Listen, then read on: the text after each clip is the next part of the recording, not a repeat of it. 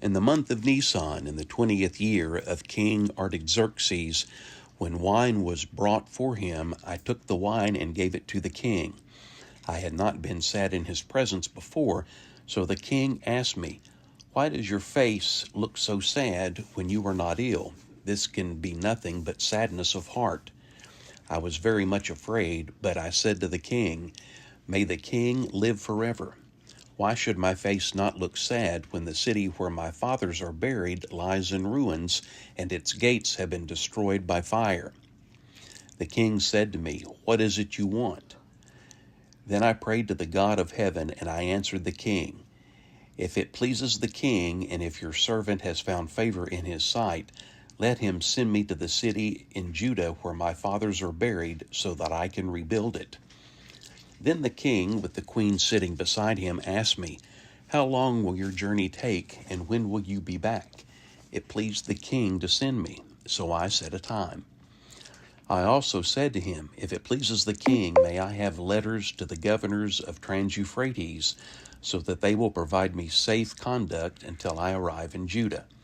And may I have a letter to Asaph, keeper of the king's forest, so he will give me timber to make beams for the gates of the citadel by the temple, and for the city wall, and for the residence I will occupy." And because the gracious hand of my God was upon me, the king granted my requests. So I went to the governor of Trans-Euphrates and gave them the king's letters. The king had also sent army officers and cavalry with me. When Sanballat the Horonite and Tobiah the Ammonite official heard about this, they were very much disturbed that someone had come to promote the welfare of the Israelites. I went to Jerusalem, and after staying there 3 days, I set out during the night with a few men. I had not told anyone what my God had put in my heart to do for Jerusalem. There were no mounts with me except the one I was riding. By night, I went out through the valley gate toward the Jackal Well and the Dung Gate, examining the walls of Jerusalem, which had been broken down, and its gates, which had been destroyed by fire.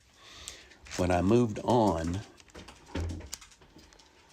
toward the Fountain Gate and the King's Pool, but there was not enough room for my mount to get through, so I went up through the valley by night, examining the wall.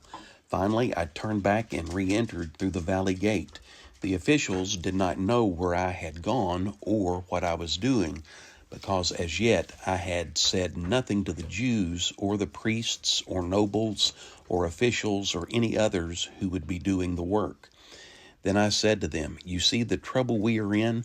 Jerusalem lies in ruins, and its gates have been burned with fire.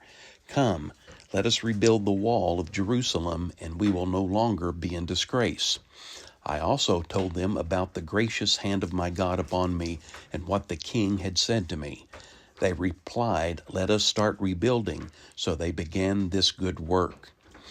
Then, when Sanballat the Horonite, Tobiah the Ammonite official, and Geshem the Arab heard about it, they mocked and ridiculed us. "What is this you are doing?" they asked.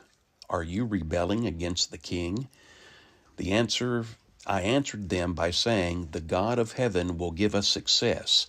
We, his servants, will start rebuilding, but as for you, you have no share in Jerusalem or any claim or historic right to it."